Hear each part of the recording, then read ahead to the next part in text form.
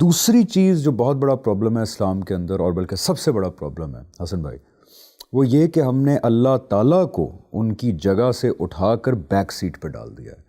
ایسی آئیڈیالوجیز اپنے پینیکل پہ پہنچ چکی ہیں، اپنے عروج پہ پہنچ چکی ہیں اسلام کے اندر، جس کے اندر غیر اللہ کی عبادت، انسانوں کی عبادت،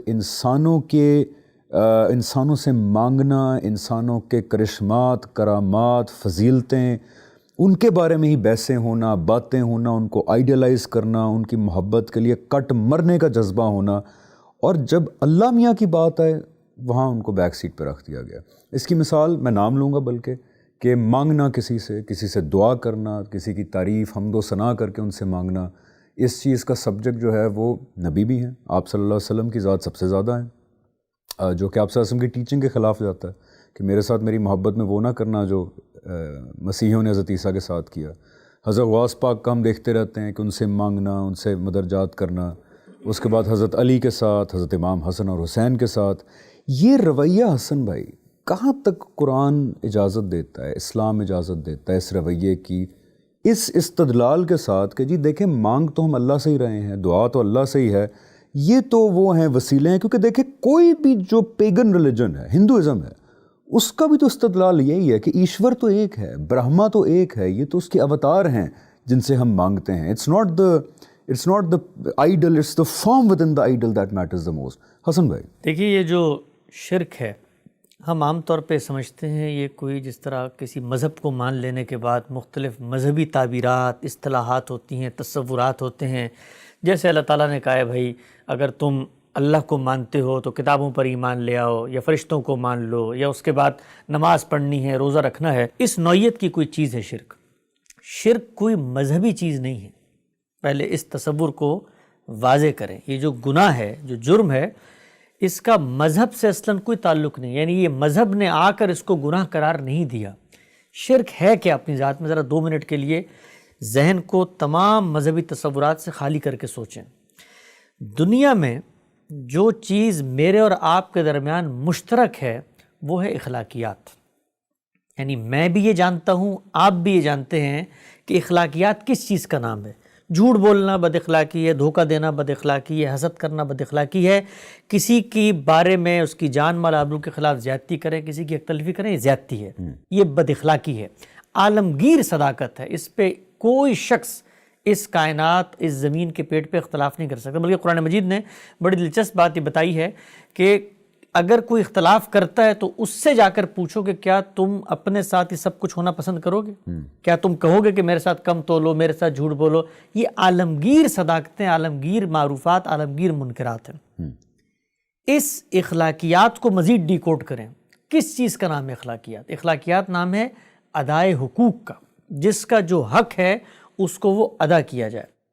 میں آگے بڑھ کے یہ کہتا ہوں کہ کائنات کا ایک خالق ہے، اللہ تعالیٰ ہے، ہم اس کو مانتے ہیں، وہی پالنہار ہے، انہوں نے دنیا بنائی ہے، لیکن فلاں شخصیت، فلاں بزرگ، فلاں پیغمبر، فلاں فرشتہ، وہ بھی ان کا ساجی، سبارڈینیٹ، اور ان کی خلق یا تدابیر امور میں ساتھ دینے والا ہے۔ جب میں یہ کام کرتا ہوں تو میں کیا کر رہا ہوتا ہوں؟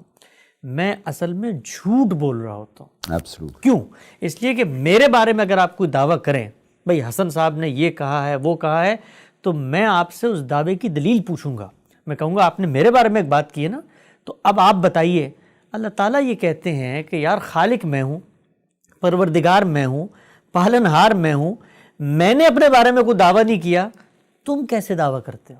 یعنی تم کہتے کیسے ہو؟ تمہارے پاس علم کہاں سے آیا اس بات کا کہ فلاں کو میں نے اپنا ساجی بنا لیا ہے، فلاں کے ذریعے میں بات سنوں گا؟ تو تم جھوٹ بولتے ہو۔ یہ جھوٹ بولنا خدا کے معاملے میں بد اخلاقی ہے، اس کو ہم شرک سے تعبیر کرتے ہیں۔ یعنی یہ کوئی مذہبی تصور نہیں ہے، یہ بنیادی تصور ہے اخلاقیات کا، جو میں اپنے بارے میں پسند نہیں کرتا کہ میرے بارے میں آپ کو غلط دعویٰ کریں، اور میں اس کی تائید نہیں کر رہا۔ اللہ کے بارے میں کرتے ہیں ہم لوگ۔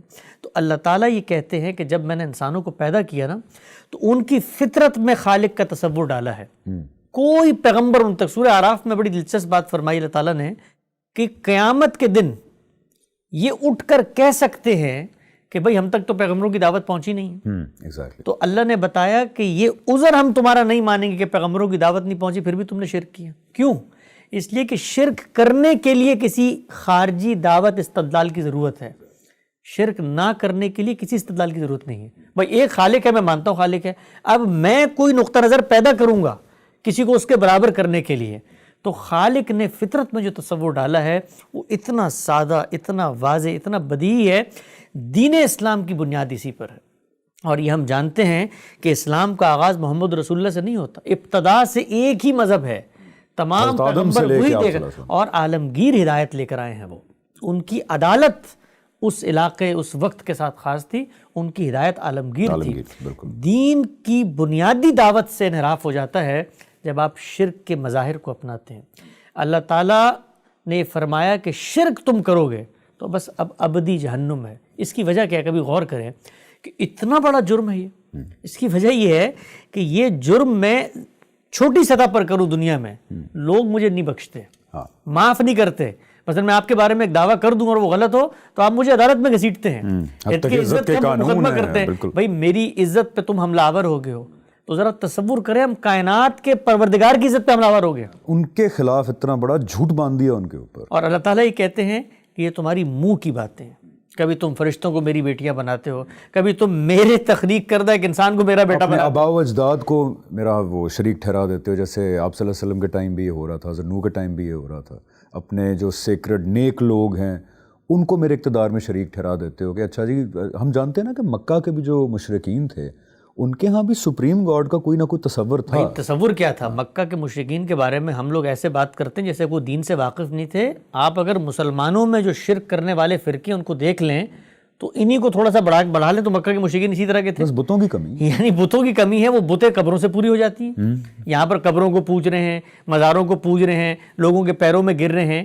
یہ جو کچھ ہوا ہے عرب کے اندر، آپ دیکھیں توحید کا عالمی مرکز اللہ نے بنایا دنیا کے وسط میں، دنیا کا بالکل درمیان ہے، وہاں پہ توحید کا عالمی مرکز بنایا خدا تعالیٰ نے. وہاں پر پیغمبر بھیجا، پیغمبر نے اپنی اولاد کو وقف کر دیا ابراہیم علیہ السلام نے. تو وہاں پر بھی آپ سوچیں انسان کیسی قوم اور کیسی مخلوق ہے کہ کس طریقے سے افراط و تفریط کا شکار ہوتا ہے کہ اس جگہ پر جو توحید کا عالمی مرکز تھا اس کو شرک کا عالمی اڈہ بنا دیا. تو یہ ہوا کیسے؟ رسول اللہ صلی اللہ علیہ وسلم نے ایک روایت میں اس کو بیان کیا ہے کہ جب اسماعیل علیہ السلام وہاں پر آئے ہیں تو کئی 100 سال تک لوگ اسی طرح سے توحید پر قائم رہے، لیکن ایک شخصیت بڑی بزرگ گزری ہے. اس بزرگ شخصیت کے ساتھ اپنے تعلق کے اظہار کے لیے ان کے مجسمے بنائے گئے ہیں، ان کی تصاویر تماثیل بنائی گئی ہیں، اور پھر کرتے کرتے وہ گھروں میں آ گئی ہیں، اور پھر اس کے بعد ان سے تعلق کا اظہار وہ پورا کا پورا مذہب بن گیا. آپ اگر کفار کا مقدمہ پڑھیں قرآن مجید میں سورہ زمر میں اللہ تعالیٰ نے حکایت کی ہے مشرکین کہتے کیا ہیں شرک کے بارے میں. تو اللہ تعالیٰ نے کہا ہے کہ ان کو جب منع کیا جاتا ہے تو آگے سے کیا کہتے ہیں؟ ما نعبدہ الا لیقربونا الی اللہ زلفیٰ. ہم ان کی عبادت نہیں کرتے، ان مشرکین کہہ رہے ہیں ان بتوں کی عبادت نہیں کرتے مگر صرف اس لیے کہ ہمیں اللہ کے قریب کر دیتے ہیں. ایگزیکٹلی. اور یہاں مجھے قرآن کی وہ آیت نظر آ رہی ہے، اسی کے جواب میں شاید اللہ تعالیٰ نے قرآن میں کہا کہ اور یہ جن لوگوں کو جن چیزوں کو اللہ کا شریک ٹھہراتے ہیں یہ کہہ کر کہ یہ اللہ کے زیادہ قریب ہیں اور ہمیں اللہ کے قریب لے جائیں گے، اللہ نے کہا اللہ تعالیٰ ان کو پکڑے گا ان کے جھوٹ کے اوپر قیامت کے دن. یہ جو آپ سنتے ہیں ہمارے ہاں عام طور پہ روایتیں سنائی جاتی ہیں تصویر کی حرمت کی، یہ اصل میں اور کہا کیا جاتا ہے کہ بھائی یہ آپ نے تصویر اگر بنا لی تو قیامت کے دن ان میں جان بھرنی پڑے گی. یہ اصل میں انہی مشرکین کو کہا جا رہا تھا کہ یہ جن کو تم نے خدا بنا کے اپنے گھروں میں لٹکایا ہوا ہے، یہ تم ان کو خدا سمجھتے ہو نا، قیامت میں اللہ تعالیٰ پیش کرے گا اور پھر اپنی جانیں بھر کے ان کو بتانا کہ ان میں کچھ جان ہے، یہ تمہارے لیے کچھ کر سکتے ہیں، یہ تمہارے ہاتھ کے تراشیدہ بت. تو شرک کا تصور مذہب کیا کرتا ہے؟ مذہب آپ کو فطرت کے اوپر لے کے آتا ہے. شرک غیر فطری ہے، یعنی جب میں فطرت سے ہٹتا ہوں تو میں شرک کی طرف جاتا ہوں. اور جب میرے پاس کوئی علم نہیں، اکثر لوگ کہتے ہیں نا بھائی نبیوں کی دعوت نہیں پہنچی ہوگی، نبیوں کی دعوت نہیں پہنچی تو میں خاموشی سے دنیا سے رخصت ہو جاؤں گا. شرک کیسے کر سکتا ہوں؟ شرک کے لیے تو مجھے کوئی استدلال پیدا کرنا ہے. میں جیسی استدلال پیدا کروں گا پہلا سوال یہ ہوگا کہ جس کے بارے میں استدلال ہے اس کی سند کہاں ہے؟ اگر خدا کا کوئی شریک تھا تو خدا کو بتانا ہے. آپ کو یہ معمولی سی باتیں لگتی ہیں، ہم یہ دیکھتے ہیں گلی محلوں میں، چوک چوراہوں میں، بازار دیوانوں میں لوگوں نے چیزیں لٹکائی ہوئی ہوتی ہیں، یا علی مدد اور فلاں علی مدد اور یہ مدد اور وہ مدد. ذرا تصور کریں، یعنی ذرا تصور کریں کہ وہ مذہب جو دنیا میں یہ بتانے کے لیے آیا ہے کہ خدا کے علاوہ کوئی نہیں ہے تمہارا مددگار، کوئی نہیں ہے تمہارا پالنہار، ہم اس دین کے ماننے والے اس پر کھڑے ہوتے ہیں. ہم قبروں پہ جاتے ہیں، یعنی وہ بزرگ جو اپنی بیماری کا علاج نہیں کر سکے ان سے ہم اپنی بیماریوں کا علاج کروا رہے ہوتے ہیں، اپنی اولادیں مانگ رہے ہوتے ہیں. قرآن مجید کو اگر آپ پڑھیں، سادہ ترجمہ پڑھیں، جو دعوت ہے قرآن کی اتنی واضح، کوئی فلسفیانہ موشگافی نہیں ہے، کوئی تقریریں نہیں ہیں، کوئی ایسا نہیں ہے. یہ قطع کلامی معاف، میں اس لیے بڑا حیران ہوتا ہوں کیونکہ جب میں مذہب کے قریب نہیں بھی تھا اسلام کے، تب بھی قرآن کا یہ سب سے زیادہ پروناؤنسڈ مقدمہ مجھے پتا تھا جب میں مذہب کے قریب نہیں تھا اسلام کے، تب بھی کہ توحید کے بارے میں کہ بھی ایک خدا ہے، وہی اپیرنٹلی سب کچھ کر رہا ہے. اس وقت بھی میں حیران ہوتا تھا کہ یار یہ اس کے ہوتے ہوئے کیوں ارد گرد کبھی حضرت علی سے مدد مانگنا رو رو کے، کبھی حضور صلی اللہ علیہ وسلم سے، کبھی غوث اعظم سے، کبھی کسی سے، کبھی کسی سے. میں کیا کیا نام لوں یار، حضرت امام حسین کے بارے میں کیا کیا سٹوریز مشہور ہیں کہ کبھی وہ سمندر میں سے نکل آ کے کسی کو بچا لیتے ہیں، کبھی کیا ہو جاتا ہے.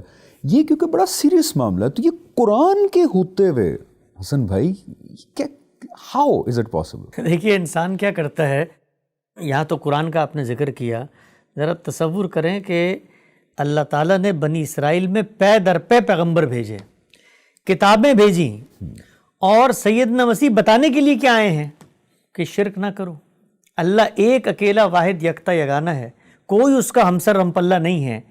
وہ شخص جو دعوت یہ لے کر آیا ہے اسی کو خدا کا بیٹا قرار دے دیا.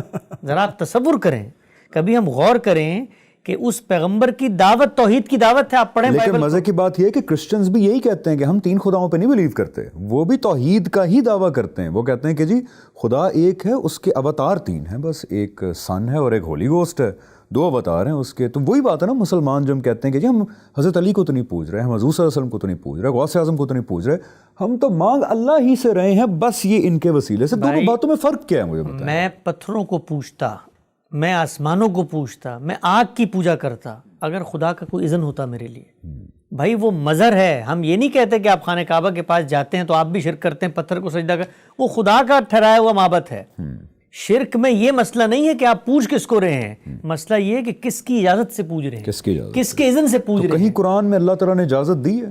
یعنی قرآن مجید کا تو ایک بچہ بھی اگر مطالعہ کرے تو یہ سوال تو روز روشن کی طرح آیا آپ صلی اللہ علیہ وسلم نے کبھی کہیں کہا ہوا ہے کہ یار میں حضرت وسلم نے تو اپنے بارے میں یہ کہا ہے، جب لوگوں نے ان کی فضیلت پیغمبروں کے مقابلے میں بیان کرنی شروع کی تو آپ نے کہا بھائی یوسف کی کیا بات کرتے ہو، موسیٰ کی کیا بات کرتے ہو، دوسرے پیغمبر کی کیا بات کرتے ہو، میرا رتبہ کہاں ہے؟ بھائی قرآن مجید کو اگر آپ پڑھیں، ویسے ہمبل آدمی، آپ دیکھیں اللہ تعالیٰ کیا کہتے ہیں، یہ پیغام میں نے تمہیں دیا ہے، اس کو پورا پورا پہنچانا ہے، اس میں ہلکی سی کمی بیشی کی اپنی طرف سے تو ہم کیا کریں گے، اے پیغمبر ہم رگے جان کاٹ دیں گے. بالکل، ذرا تصور کریں آپ. بالکل. یعنی اللہ کے نزدیک پیغمبر کرتے کیا ہیں؟ پیغمبر صرف اور صرف اللہ کا پیغام دنیا میں لے کے آتے ہیں. ان میں سے جو لوگ رسول بنتے ہیں اللہ تعالیٰ ان کے ذریعے زمین کے پیٹ پہ وہ عدالت لگا کے دکھاتے ہیں جو روز قیامت ہونی ہے. یہ پیغمبروں کا کام ہے.